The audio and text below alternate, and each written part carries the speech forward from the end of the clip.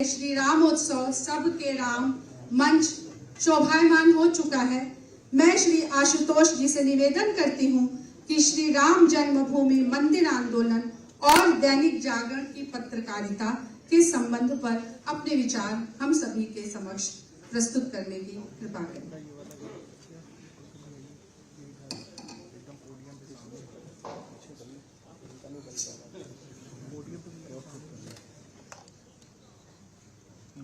पीछे आ जाओ भैया, पीछे आ जाओ। सबको राम राम। मैं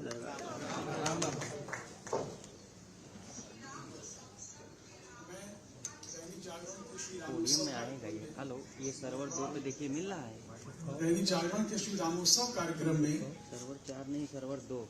अयोध्या को बिल्कुल बदल देने वाले यशस्वी मुख्यमंत्री श्री योगी आदित्यनाथ जी का हार्दिक स्वागत करता हूं। यहाँ बहुत लोग उपस्थित हैं।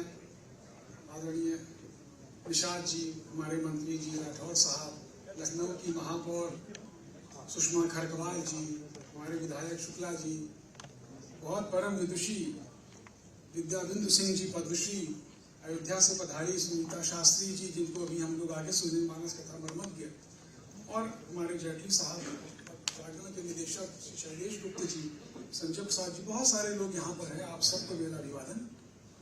देखिए, ये जो आज हम यहाँ तक आए हैं, तो दैनिक जागरण कि मैं यहाँ पर याद करना चाहूंगा हमारे पूर्व प्रधान संपादक स्वर्गीय नरेंद्र मोहन जी को, जिन्होंने राष्ट्रवाद की पत्रकारिता को उस समय समझ लिया था और 1990 में उन्होंने जो बात कही, जो लिखा, जो लेख लिखे, जो खुद लिखा, जो लिखवाया, वो आप सब लोग जो मेरी आयु के हैं, जो मुझसे बड़े हैं, वो जानते हैं कि उस समय 1990 वह एक वर्ष है जहां से जो पत्रकारिता की और साहित्य की एक धारा अलग से अपनी एक लाइन लेती है, जो राष्ट्रवाद की है।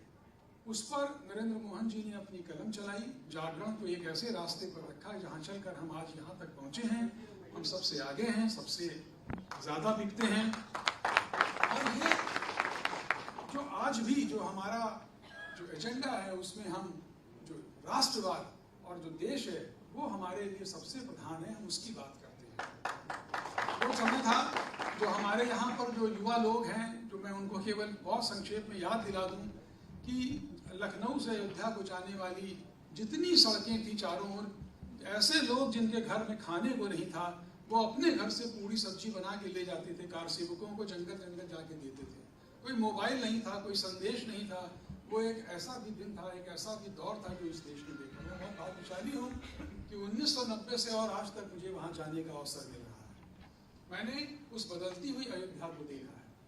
तो ये आज मुख्यमंत्री जी उसके बारे में कहेंगे, लेकिन जब आपको समय मिले 22 तारीख के बाद अपने कैलेंडर में, अपनी डायरी में रखिए। और आप, मैं जानता हूं कि आप जाएंगे, लेकिन वो जो अयोध्या जी थी, आज वो तब कैसी थी और आज कैसी हैं, आप देखेंगे।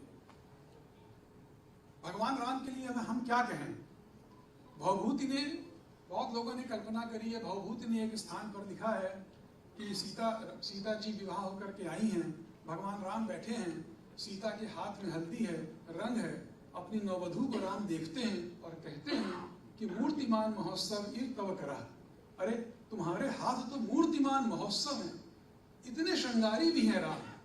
भवभूति उनके मुख से श्रृंगार की कल्पना करा रहे हैं, इतने श्रृंगारी हैं। लेकिन भगवान राम पर श्रृंगार हावी नहीं है। भगवान राम पर मर्यादा है। वो मर्यादा पुरुषोत्तम है। भाई की मर्यादा, बंधु की मर्यादा, बंधु से सखा की मर्यादा, पुत्र की मर्यादा, पति की मर्यादा, पिता की मर्यादा। इसीलिए राम से पहले भी उस इक्ष्वाकु वंश में, प्रतापी वंश में बहुत राजा हुए, भगीरथ हुए, सगर हुए, दशरथ हुए, रघु हुए। लेकिन राम राज ही क्यों कहा गया, यही हमारे समझने की बात है।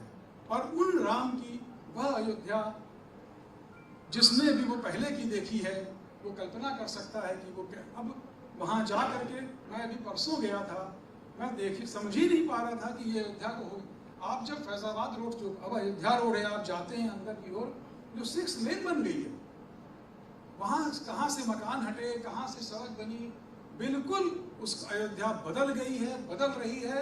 और अब जैसे काशी धाम के बनने के बाद जो भारत का पर्यटन था वो काशी सेंट्रिक हुआ, गोवा से ज्यादा पर्यटक आए काशी में। 2025 के पहले हफ्ते में सारे अखबार खबर दिखेंगे कि 2024 में सर्वाधिक पर्यटक देश में अयोध्या में। जो भारत का पर्यटन है वो अब अयोध्या सेंट्रिक होने वाला है। सारी सड़कें अयोध्या जाएंगी। रोज हम लोग देखते हैं, उतना तो छाप भी नहीं पाते हैं, इतनी योजनाएं बन रही हैं। तो वो अयोध्या जो भगवान राम की अयोध्या है, जो बहुत उपेक्षित थी, बहुत उदास थी, 500 वर्ष उसने बड़े थपेड़े सहे, वो बदल गई। उनको जिन्होंने बदला है, मैं उन्हीं मुख्यमंत्री श्री योगी आदित्यनाथ जी को बहुत सादर आमंत्रित कर रहा हूँ कि वो आए और पूरे सदन को अपनी भावनाएं, जैसे उन्होंने अपनी भावनाएं एक आयोजन में डाली हैं, वो सब हम जानना चाहते हैं। कृपया सादर आमंत्रित हैं।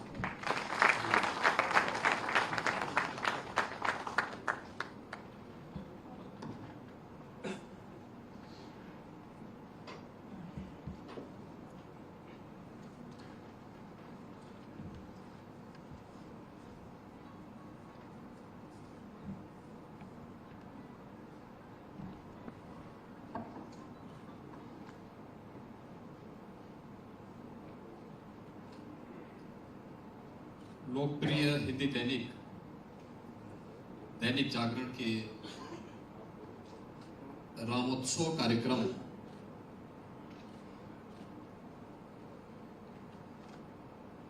में उपस्थित प्रदेश सरकार में मेरे सहयोगी मंत्री डॉक्टर संजय निषाद जी, श्री JPS राठौर जी, महापौर श्रीमती सुषमा खटकवाल जी,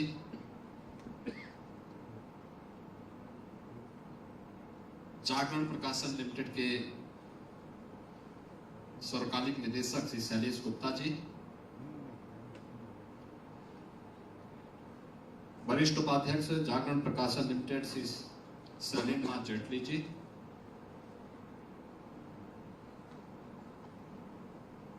आशुतोष शुक्ल जी और आज के इस कार्यक्रम में उपस्थित सभी महानुभाव, श्रद्धालुजन और उपस्थित बहनों और भाइयों,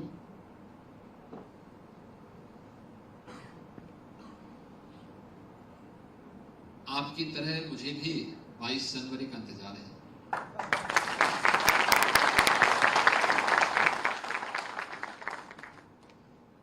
और स्वाभाविक रूप से हम सब उत्तर प्रदेश वासियों का, अयोध्या वासियों की जिम्मेदारी इसमें और भी ज्यादा हो जाती है, क्योंकि अवधपुरी में और प्रभु का पुनरागमन हो रहा है अपने भव्य मंदिर में। यद्यपि प्रभु तो सर्वव्यापी है,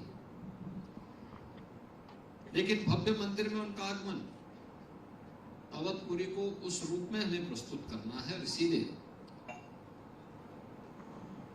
मध्यकाल में संत तुलसीदास जी ने बहुत अच्छे शब्दों में इस बात को कहा था कि अवधपुरी सोहाई ए भांति प्रभु मिलन आए जनु राती।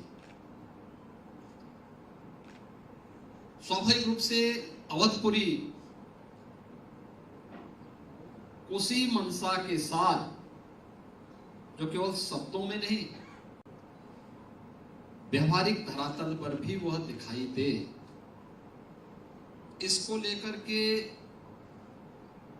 आदरणीय प्रधानमंत्री जी की मनसा और उनकी भावनाओं के अनुरूप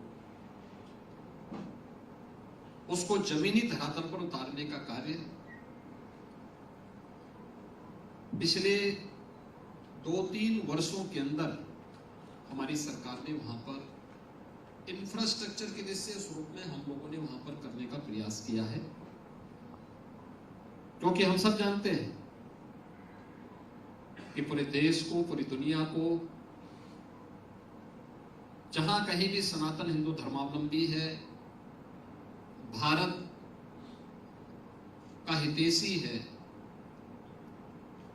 उन सबको इस तिथि का स्मरण है और वह इस बात को जानना चाहते हैं क्योंकि हर व्यक्ति बेसब्री के साथ इन बातों का इंतजार कर रहा है कि अवधपुरी प्रभु आवत जानी वह सकल सौभाग्य खानी। यानी प्रभु का आगमन से ही अयोध्या शोभायमान हो जाए, उस प्रकार से सज जाए, और इसी भाव के साथ हम लोगों ने अयोध्यापुरी के लिए कार्य करना प्रारंभ किया। मेरे लिए अयोध्या का विषय सामान्य विषय नहीं है। जैसे दैनिक जागरण के लिए यह आज का मुद्दा नहीं है। अयोध्या के मुद्दे को लेकर के दैनिक जागरण पर हमले हुए थे। अयोध्या के मुद्दे को लेकर के पत्रकारिता और मीडिया पर हमला हुआ था, और अयोध्या के मुद्दे को लेकर के यह वैसे ही जैसे दैनिक जागरण के लिए नया मुद्दा नहीं है, वैसे ही मेरे लिए नया मुद्दा नहीं है। और मेरा सौभाग्य है कि जब प्रभु राम के उस विग्रह को उनके भव्य मंदिर में विराजमान होने की तिथि नजदीक आ रही है, तो हमारे लिए और भी भावनात्मक क्षण ये बन जाता है, क्योंकि मैं तीसरी पीढ़ी में हूं जो इस आंदोलन के साथ, इस अभियान के साथ प्रत्यक्ष रूप से जुड़ा हुआ है। तो स्वाभाविक रूप से हम पहले दिन से इस बारे में मानते थे। आज राष्ट्रीय युवा दिवस है,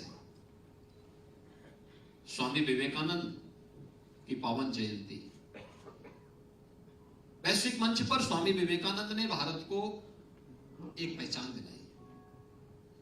उस कालखंड में जब भारत में एक इस प्रकार की कुंठा निवास कर रही थी कि अब कुछ नहीं हो सकता, क्योंकि 1857 की प्रथम स्वतंत्र समर की उस समय की ब्रिटानिया हुकूमत के द्वारा जो क्रूरता बरती जा रही थी, जिस प्रकार से कहर बरपाया जा रहा था क्रांतिकारियों, और जहां से भी देश की आजादी के लिए आवाज थी, उन पर जिस प्रकार के अत्याचार हो रहे थे, आम जनमानस के मन में बात आ गई थी कि गुलामी अब हमारी दास्तां इस सदैव के लिए बन चुकी है, हमारी नियति बन चुकी है। उस कालखंड में स्वामी विवेकानंद का जन्म होता है, और स्वामी विवेकानंद ने उस समय के युवाओं के लिए एक नई प्रेरणा दी थी, भारतवासियों के लिए एक नई प्रेरणा दी थी। उठो, जागो और लक्ष्य की प्राप्ति तक निरंतर प्रयास करो। हम लोग भी इस बात को मानते थे। अयोध्या में प्रभु तो सर्वव्यापी है, हमें तो निमित्त मात्र बनना है। और अयोध्या का संघर्ष एकमात्र ऐसा संघर्ष है जो 1528 से लेकर के 2019 तक निरंतर चलता रहा। कोई वर्ष नहीं था, कोई दिन ऐसा नहीं था, कोई क्षण ऐसा नहीं था। हम जब भारतीय जनमानस की बात करते हैं, राम के बगैर भारतीय जनमानस की कामना की ही नहीं जा सकती। हमारे घर में कोई मांगलिक कार्यक्रम होता है, कोई नया शिशु आता है, कोई भी धार्मिक कार्यक्रम, सार्वजनिक कार्यक्रम होता है, हम अखंड रामायण का पाठ बिठाते हैं। राम नाम संकीर्तन हमारे घरों में होने लगता है। उठते हैं तो राम का नाम स्मरण करते हैं, जागते हैं राम का नाम स्मरण करते हैं, खेतों में कार्य करते हैं राम का नाम स्मरण करते हैं, व्यवसाय करते हैं राम का नाम स्मरण करते हैं। जीवन का कोई कार्य ऐसा नहीं, जीवन का कोई काम ऐसा नहीं जो राम के बगैर होता हो। और यही नहीं, अंतिम यात्रा भी राम के ही नाम पर निकलती है। दुनिया के अंदर कहीं नहीं होता है, ये केवल भारत के अंदर हुआ है। तो राम जहां पर श्वास श्वास में बसे हो, उन लोगों ने इस गलती को करने का प्रयास किया कि श्वास श्वास में बसे हुए राम को भारतीय जनमानस से अलग करने की कुत्सित प्रयास का हिस्सा बनने का प्रयास, कुत्सित प्रयास किया। आज राम मंदिर का ये स्वरूप दुनिया के अंदर दबी कुचली उस मानवता के लिए एक नया राह है, एक नया रास्ता है। भारत की आस्था का सम्मान हो रहा है। भारतीय जनमानस प्रफुल्लित है, उत्साही है, उमंग से भरा हुआ है। मेरा मानना है हर दुनिया के अंदर, हर देश, जैसे एक व्यक्ति के जीवन में हमने ये मान लिया कि हर व्यक्ति के जीवन में भी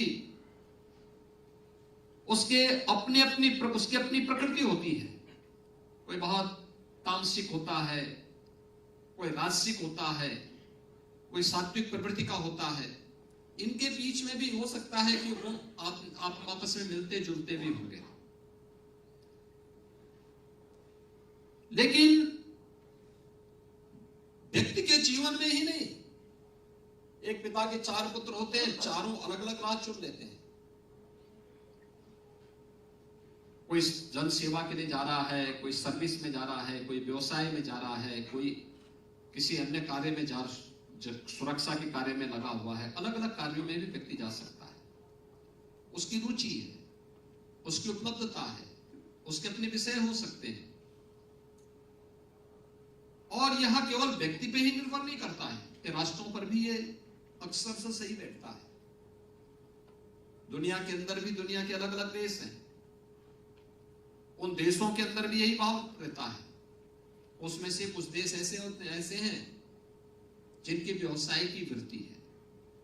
आप कुछ भी कर लीजिए, उनके व्यवसाय पे आंच नहीं आनी चाहिए। कुछ को अपनी विरासत, अपने कला पर वे आश्रित है। उनकी उस सांस्कृतिक विरासत पर आप हमला मत करिए। वे उस अपने पुराने आर्किटेक्चर पर विश्वास करते हैं। कुछ लोगों को अपने पराक्रम पर विश्वास है, लेकिन दुनिया के अंदर भारत एक ऐसा देश है, आप उस पर लंबे समय तक शासन कर सकते हैं, बशर्ते आप उसकी आस्था का सम्मान कर रहे हैं। भारतीय आस्था, भारत का नागरिक शासन सत्ता पर निर्भरता उसकी बहुत कम रही है, न्यूनतम रही है। वह अपने अनुसार अपनी चर्या को तय करता है। भारतीय जनमानस में समाज आगे रहा है और सरकारें पीछे रही है। और भारतीय जनमानस हमेशा इस बात को ध्यान में रखता है कि उसकी आस्था का सम्मान करो, और जो भी उसके आस्था का सम्मान देता है वह उस राज सत्ता को सिर आंखों में बिठाने का काम करता है। याद रखना, यही कारण था कि राजनीतिक इकाइयां भारत के अंदर अलग अलग रही होंगी, लेकिन सांस्कृतिक एकता भारत के अंदर एक थी। उत्तर से लेकर दक्षिण तक, पूरब से पश्चिम तक। याद करिए, हजारों वर्ष पहले प्रभु राम ने भारत की जो सीमा तय की, वही सीमा आज उत्तर से दक्षिण तक है। पूरब से पश्चिम तक कृष्ण ने जो सीमा तय की, वही सीमा आज भी है। केरल से निकला एक सन्यासी 4 कोनों में 4 पीठों की स्थापना कर देता है। किसी भी राजा रजवाड़े ने उनको रोका नहीं, बल्कि उन्हें सम्मान दिया, आगे जाने की व्यवस्था दी, एक राह दी। कपिलवस्तु का एक राजकुमार सन्यासी बनकर के ज्ञान का उपदेश देता है। उनके लिए सभी राजे रजवाड़ों ने अपने पलक पावड़े बिछा डाले। यह भारत है, आस्था का सम्मान करता है। और केवल भारत की ही आस्था का सम्मान नहीं किया उसने, बल्कि दुनिया की, विश्व मानवता की आस्था का सम्मान कर रहा भी भारत ने दिखाई है। ये हर कालखंड में हुआ है, और यही स्थिति अयोध्या के अंदर आज हम सबको देखने को मिल रही है। तो स्वाभाविक रूप से मुख्यमंत्री होने के नाते मेरी ये जवाबदेही थी कि अयोध्या को हम अयोध्या की पहचान दिलाएं, और मेरा पहले दिन से दृढ़ विश्वास था, आज नहीं तो कल अयोध्या में भव्य राम का मंदिर बनेगा। अवश्य मोदी जी के रहते हुए बनेगा। हम लोग इस बात पर पहले दिन से दृढ़ विश्वास करते थे। और याद करिए जब 2017 में हम लोग आए थे तो दीपावली का भव्य उत्सव का कार्यक्रम हमने अयोध्या में किया था। वो आज वहां का एक राष्ट्रीय उत्सव बन चुका है, अयोध्या का दीपोत्सव। ये हमारा सौभाग्य है कि उसमें गत वर्ष प्रधानमंत्री जी का आगमन हुआ था। इस वर्ष 54 देशों के राजदूत उस कार्यक्रम में भागीदार बने थे। साउथ कोरिया की फर्स्ट लेडी उस कार्यक्रम में भागीदार बन चुकी है। फिजी और मॉरिशस से जुड़े हुए राजनयिक उस कार्यक्रम में भागीदार बन चुके हैं। यानी अलग अलग वर्ष अलग अलग देशों के लोगों के साथ ही आज वहां उत्तर प्रदेश का एक बड़ा इवेंट बन चुका है। अयोध्या के दीपोत्सव कार्यक्रम के बारे में जब चर्चा हुई तो तब अयोध्या में इंफ्रास्ट्रक्चर भी ऐसा नहीं था, लेकिन हमें उस समय भौतिक इंफ्रास्ट्रक्चर नहीं देखना था, उस समय तो आस्था देखनी थी। हमारे अधिकारी गण आए थे, उन्होंने कहा कि हम दीपावली में आपको विश करने के लिए आना चाहते हैं। मैंने कहा मैं दीपावली में लखनऊ नहीं रह पाऊंगा क्योंकि मुझे उस ट्राइब्स के बीच में जाकर के वहां कार्यक्रम करने होते हैं। मैं गत कई वर्षों से वहां जाता हूं, उन्हीं के बीच में जाऊंगा। तो प्रश्न उठा कि फिर क्या होगा। मेरे मन में भी उत्सुकता थी कि भाई मैं वहां तो जाऊंगा ही, लेकिन क्या अयोध्या में कोई कार्यक्रम हो सकता है? क्योंकि दीपावली का उत्सव प्रभु राम के आगमन का उत्सव है। दीपोत्सव के आयोजन को कैसे हम कर सकते हैं? तो मैंने अपनी एक टीम भेजी अयोध्या। मैंने कहा देखो सर्वे करो क्या होता है, लोगों के मानस में क्या है। सरकार प्रदेश में भी हमारी है, केंद्र में भी है। स्वाभाविक रूप से पूज्य संतों के द्वारा प्रश्न पूछा जाएगा, राम मंदिर का क्या होगा? ये मामला सब जुडिस है, कोर्ट का मामला है, क्या हम समाधान का बताएंगे? लेकिन कार्य करना है तो करना है, हम जवाब देंगे, चुनौती से भागेंगे नहीं। और यही बात सामने आई जब लोगों ने मुझसे पूछा। मैंने वहां पे कहा, मैंने कहा कार्य योजना बननी चाहिए, सब कुछ होना चाहिए। मुझसे पूछा गया कि भाई आप दुर्गति कराने जा रहे हैं। मैंने कहा दुर्गति ही सही चली, प्रभु के बहाने कुछ तो होगा भाई। सदगति नहीं तो दुर्गति सही, लेकिन कुछ तो होगा। लेकिन ऐसा तो नहीं कि हम तटस्थ बने हैं। और दीपोत्सव का कार्यक्रम किया, सबने उसको स्वीकार किया, बहुत अच्छा कार्यक्रम था। मीडिया ने उसको हाथों हाथ लिया, पहला प्रयास। इससे पहले हम लोगों ने विश्वास जगाने के लिए वहां पे विद्युत की आपूर्ति की। 3 से 4 घंटे अयोध्या में बिजली मिलती थी, आज 24 घंटे बिजली है। पर्व और त्योहार, रामनवमी का पर्व मुख्यमंत्री बनने के कुछ ही दिनों के बाद आया। तो लोगों ने कहा क्या व्यवस्था, मैंने पूछा वहां पे क्या व्यवस्था, उन्होंने कहा साहब व्यवस्था तो कुछ नहीं होती। हमने कहा भी वहां लाखों लोग आएंगे, क्या करेंगे? कहा साहब लाखों तो नहीं, लेकिन हजारों में लोग आते हैं, भीड़ भाड़ होती है। तो हमने कहा घाटों की सफाई कर दीजिए और पेयजल की व्यवस्था करिए, किसी श्रद्धालु को दिक्कत न हो। यहाँ से प्रारंभ होता है, स्वच्छता के अभियान से, फिर बिजली की आपूर्ति से, फिर गली और मोहल्लों की सफाई से। एक क्रम चलता रहा। फिर मन में आया कि राम जी की पीढ़ी में बड़ी संख्या में श्रद्धालु स्नान करने के लिए आते हैं। राम जी की पीढ़ी, वो पूरा पानी वहीं सड़ता था, एक तरफ से अपलिफ्ट किया जाता था और एक तालाब सा बन गया था, पानी बाहर निकलने का रास्ता नहीं था। हमने कभी इसको एक तरफ से निकालो और बाहर फिर वापस सरयू जी में चल जाए। आज आप राम जी की पीढ़ी में जाइए, लाखों श्रद्धालु एक समय में राम जी की पीढ़ी में स्नान कर सकते हैं। फिर राम जी की पीढ़ी के विस्तार की बात आई, राम कथा पार की बात आई, फिर श्री राम भजन संध्या स्थल की बात आई। भजन संध्या स्थल भी बन गया, लेकिन बनने के साथ वहां पर बात आई कि उसके ऊपर एक हाई टेंशन का तार है। तो हमने कहा कि कार्यक्रम अभी मत करना, पहले इस तार को हटाएंगे। और हाई टेंशन के तार को हटाने के लिए अच्छा खासा पैसा खर्च करना पड़ा, लेकिन वहां भी हटा।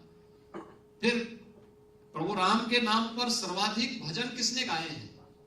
तो नाम आया सुर सम्राज्ञी लता मंगेशकर जी का। प्रधानमंत्री जी ने कहा कि लता मंगेशकर जी के नाम पर कुछ होना चाहिए। आज आपने देखा होगा लता मंगेशकर जी का भव्य स्मारक उनकी वीणा के साथ में अयोध्या में हम सबको एहसास करा रहा है। अब अयोध्या का फैसला आ गया। अयोध्या का फैसला आ गया तो क्या करना है? अयोध्या में भीड़ होगी, अयोध्या में उस प्रकार का इंफ्रास्ट्रक्चर कैसे होगा? रेलवे को लिखा गया डबल लाइन के लिए, हम आभारी हैं प्रधानमंत्री जी के लिए, डबल लाइन के साथ आज रेलवे की लाइन अयोध्या को जोड़ चुकी है। अयोध्या की सड़कों का, अयोध्या में सिंगल लेन की सड़क नहीं थी, कैसे होगा? मुख्य मार्ग नए घाट से लेकर के और फैजाबाद कस्बे तक कैसे बनेगी? 16 किलोमीटर की सड़क। जन्मभूमि का मार्ग था ही नहीं, हनुमानगढ़ी का मार्ग संकरा सा मार्ग था। हाईवे से अयोध्या को जोड़ने के लिए नए घाट का मार्ग, हाईवे से टेढ़ी बाजार वाला मार्ग, कैसे ये सब मार्ग होंगे? क्योंकि घनी आबादी है, जर्जर मकान है, कोई मकान छोड़ना नहीं चाहता है, क्योंकि हमने तो बसाया नहीं था, तो अपने खानदानी बसे चले आ रहे थे। प्लानिंग की गई, संवाद बनाया गया। मैं बार बार बुलाता था संतों के डेलीगेशन को अलग, यहां पे अयोध्या में व्यापारियों के डेलीगेशन को भी, लखनऊ में भी, अयोध्या में भी, सामान्य नागरिकों के साथ, जनप्रतिनिधियों के साथ, हर एक तबके के साथ। और आज 4 लेन और 6 लेन की कनेक्टिविटी अयोध्या को प्राप्त हो चुकी है। लखनऊ से अयोध्या, गोरखपुर से अयोध्या, प्रयागराज से अयोध्या, वाराणसी से अयोध्या। अयोध्या के अंदर भी 4 लेन और 6 लेन की कनेक्टिविटी, नए घाट से आज आपको राम जन्मभूमि होते हुए फैजाबाद कस्बे तक और लखनऊ अयोध्या हाईवे तक 4 लेन की कनेक्टिविटी आपको मिलेगी। आज आप इस रामपथ, इसका नाम हमने दिया रामपथ, अयोध्या को हाईवे के साथ जोड़ने वाला एक मुख्य मार्ग है धर्मपथ, जो फोटो में चमक रहा है, जिसमें आपको सूर्य स्तंभ दिखाई दे रहे हैं, यही धर्मपथ है। अयोध्या में रामपथ से राम जन्मभूमि, हनुमानगढ़ी होते हुए जो पहले मार्ग जाता था राम जन्मभूमि के लिए, इस मार्ग का चौड़ीकरण हो, इसका हमने नाम दिया हनुमान जी, हनुमानगढ़ी है भक्ति पथ। और फिर सुग्रीव किला के बगल से जन्मभूमि के लिए एक और मार्ग है, इसका नाम है जन्मभूमि पथ। ये सभी 4 लेन के साथ जुड़ चुकी हैं। और आज आप जाइए वहां पे, लाखों की संख्या में श्रद्धालु आएंगे, किसी को भी कोई कष्ट नहीं होगा। अंदर भी अन्य वैकल्पिक मार्ग भी दिए गए हैं। अयोध्या के चारों ओर सुंदरीकरण के लिए जितने प्रयास हो सकते हैं वो सब किए जा रहे हैं। पार्किंग की व्यवस्था दी जा रही है, और इनमें जितने भी नागरिक वहां से, जितने भी व्यवसायी या अन्य नागरिक वहां से, अयोध्या से या इन मार्गों से अगर किसी की दुकान या किसी का मकान उसकी चपेट में आए तो उसको प्रॉपर कंपनसेशन मिले, यह उपलब्ध कराया जा चुका है। जिन्हें दुकान चाहिए FAR में छूट महायोजना में दे करके उन्हें दुकान बनाने की सुविधा दी गई। जो वहां नहीं चाहता था तो उसके लिए मल्टी लेवल पार्किंग 6 स्थानों में बनाया गया, और मल्टी लेवल पार्किंग में कार पार्किंग की व्यवस्था भी दी गई है। तो साथ साथ वहां पर एक और व्यवस्था दी गई है, वह दी गई है कॉमर्शियल स्पेस, जिसमें इन दुकान वालों को वहां पे हम व्यवस्थित पुनर्वास कर सके। वहां पे हमने पार्किंग का स्पेस भी दिया है, कॉमर्शियल स्पेस भी दिया है, आने वाले श्रद्धालुओं के लिए डोमेट्री भी दी है, और साथ साथ भोजनालय की व्यवस्था भी दी है। याद रखना, हमारी डोमेट्री और रेल बसेरे जितने हैं ये निषाद राज के नाम पर होंगे। अयोध्या समता की भूमि भी है, मर्यादा की भूमि भी है, और भोजनालय माता सबरी के नाम पर होंगे। ये हमारे लिए वोट बैंक का मुद्दा नहीं है, और वो राम के प्रति आस्था व्यक्त करने का एक माध्यम भी है। क्योंकि प्रभु को अगर सम्मान देना है तो बजरंगबली को भी सम्मान देना होगा, निषाद राज को भी सम्मान देना होगा, माता सबरी को भी सम्मान देना होगा, और समाज के उस हर तबके को अपने गले से लगाना पड़ेगा जिन्होंने उस कालखंड में प्रभु का साथ देकर के राम राज्य की स्थापना की नींव डाली थी। ऐसे ही अयोध्या में एयरपोर्ट की नहीं, हमारी जो पुरानी स्थिति थी मात्र 167 एकड़ में थी। हमारा स्टेट प्लेन भी वहां लैंड नहीं कर पाता था, अनुपयोगी थी। एक समय सीमा के अंदर 821 एकड़ लैंड लेकर के एयरपोर्ट अथॉरिटी को उपलब्ध कराया गया। आज अयोध्या में इंटरनेशनल एयरपोर्ट भी बन चुका है। आज अयोध्या अत्याधुनिक सुविधाओं से युक्त बन चुका है। प्रभु ने जहां समाधि ली थी, उन स्थलों का भी सुंदरीकरण एक नई अयोध्या के रूप में हम सबको देखने को मिल रहा है। एक नई अयोध्या को हम देश की पहली सोलर सिटी बना रहे हैं। 40 मेगावाट का एनटीपीसी की मदद से एक नए सोलर प्रोजेक्ट पर वहां कार्य प्रारंभ हो रहा है। अयोध्या में बहुत कुछ हम लोग यहाँ पे दोनों सरकारें मिलकर के करने जा रही हैं और अंदर का विकास श्री राम जन्मभूमि तीर्थ क्षेत्र ट्रस्ट मंदिर परिसर के व्यवस्थित विकास को आम जनमानस के सहयोग से कर रही है। ये सभी इसलिए जिससे आस्था का भी सम्मान हो। लाखों करोड़ों लोगों की आस्था को तो सम्मान मिले ही, लेकिन हम उत्तर प्रदेश के अंदर श्रद्धा और आस्था के साथ साथ टूरिज्म की भी एक इंटरनेशनल डेस्टिनेशन को स्थापित करने में हम लोग सफल हो सके, वह भी हम वहां सफलतापूर्वक आगे बढ़ा रहे हैं। और साथ साथ उत्तर प्रदेश देश की इस आस्था के सम्मान को आगे बढ़ा सके। आज वहां नए नए इंफ्रास्ट्रक्चर आ रहे हैं। अयोध्या के नाम पर आज वहां प्रधानमंत्री जी की प्रेरणा से एक मंदिर म्यूजियम बन रहा है। भारत के अंदर मंदिरों का स्ट्रक्चर कैसे बना है, किस कालखंड में किस प्रकार के मंदिर बने, उसकी विशिष्ट शैली क्या है। कहीं पे नागर शैली होगी, कहीं पे द्रविड़ शैली होगी, कहीं पे कोई और शैली होगी।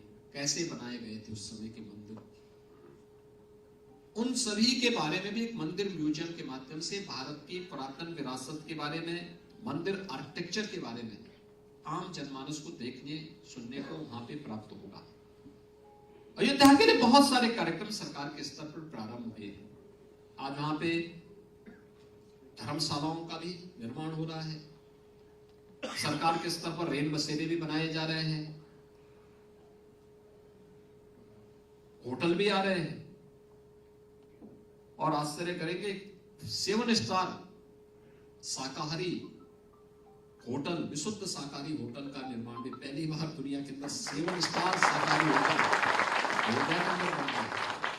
यानी ये दिखाता है कि नए भारत का नया उत्तर प्रदेश है, तो नए उत्तर प्रदेश में नई अयोध्या भी हम सबको उस रूप में अपनी ओर आकर्षित कर रही है, जो एक भव्य और दिव्य अयोध्या का दर्शन हम सबको कराएगी।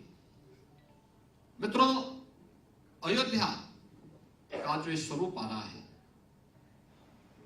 आंदोलन के दौरान उस समय मीडिया में, प्रिंट मीडिया एकमात्र मीडिया था। उस समय ना सोशल मीडिया था, उस समय ना विजुअल मीडिया था।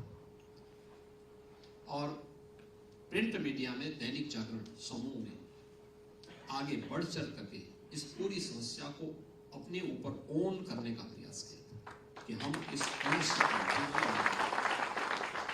बढ़ चढ़ करके इस पूरे आंदोलन के साथ बढ़ चढ़ कर भाग ली थी। और खास तौर पर उस समय दैनिक जागरण के प्रधान संपादक स्वर्गीय नरेंद्र मोहन जी, आप देखिए ना, उनके उस समय के साहित्य को देखिए जो उन्होंने हिंदुइज्म पे लिखा है। उस समय उन्होंने विभिन्न बात उस पर जो अपनी लेखनी चलाई है, उनकी जो संपादकीय आलेख है, उसने एक नए जन जागरण के ज्वार को प्रज्वलित करने में बड़ी भूमिका का निर्वहन किया। दैनिक जागरण के संपादकीय कॉलम को पढ़ने के लिए लोग दैनिक जागरण खरीदते थे, पढ़ते थे, घर में संभाल के रखते थे। उसने कार्यसेवकों, संतों और आम जनमानस के मन में श्री राम जन्मभूमि आंदोलन के प्रति एक नई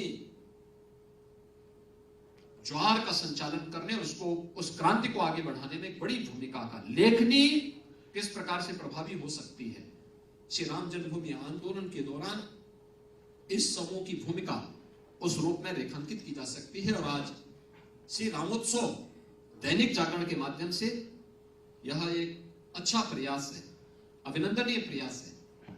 मैं यहाँ पर दैनिक जागरण समूह को, खासतौर पर इनके हमारे जो डायरेक्टर हैं श्री शैलेश गुप्ता जी को, आशुतोष शुक्ल जी को, शैलेंद्र नाथ जेटली जी को और समूह के उन सभी पदाधिकारियों को हृदय से धन्यवाद देता हूं जिन्होंने 22 जनवरी के कार्यक्रम के पूर्व रामोत्सव के माध्यम से दैनिक जागरण के विशेष कार्यक्रम को, और मुझे लगता अच्छा होगा ईश्वर के नरेंद्र मोहन जी के पुराने आलेख को किसी न किसी रूप में हम लोग फिर से स्थान देकर के उन चीजों को एक नया स्वरूप के रूप में आज की पीढ़ी के सामने प्रस्तुत करें। लोगों को लगना चाहिए कैसी लेखनी की क्या कीमत होती है, कैसे वह बड़ी से बड़ी सत्ता को झुका सकता है। उस कालखंड में भी हम लोगों ने इस बात को बहुत नजदीक से महसूस किया था। आज के इस अवसर पर रामोत्सव के इस कार्यक्रम पे मैं दैनिक जागरण समूह को एक बार फिर से हृदय से धन्यवाद देता हूं, आप सबका अभिनंदन करता हूं। और 22 जनवरी के बाद कोई तिथि तय करेंगे, सरकार उसके बारे में प्रयास करेगी, लेकिन जो भी सुविधाजनक अवसर होगा आप अयोध्या एक बार जरूर पधारें। सचमुच हमें प्रसन्नता होगी। आप लोग अयोध्या देखें एक बार, प्रभु के भव्य मंदिर के दर्शन करने का सौभाग्य भी प्राप्त होगा, लेकिन अयोध्या के आधुनिक अयोध्या के इंफ्रास्ट्रक्चर को देख करके हमें उत्तर प्रदेश और नए भारत के लिए कैसे सहभागी हम बन सकते हैं, इसमें भी हम सब सहभागी बन करके अपने जन्म और जीवन दोनों को धन्य कर सकते हैं। आज के इस अवसर पर मैं एक बार फिर से आप सबका हृदय से अभिनंदन करता हूं। आप सबको मकर संक्रांति और प्राण प्रतिष्ठा महोत्सव की हृदय से अपनी शुभकामनाएं देता हूं। धन्यवाद।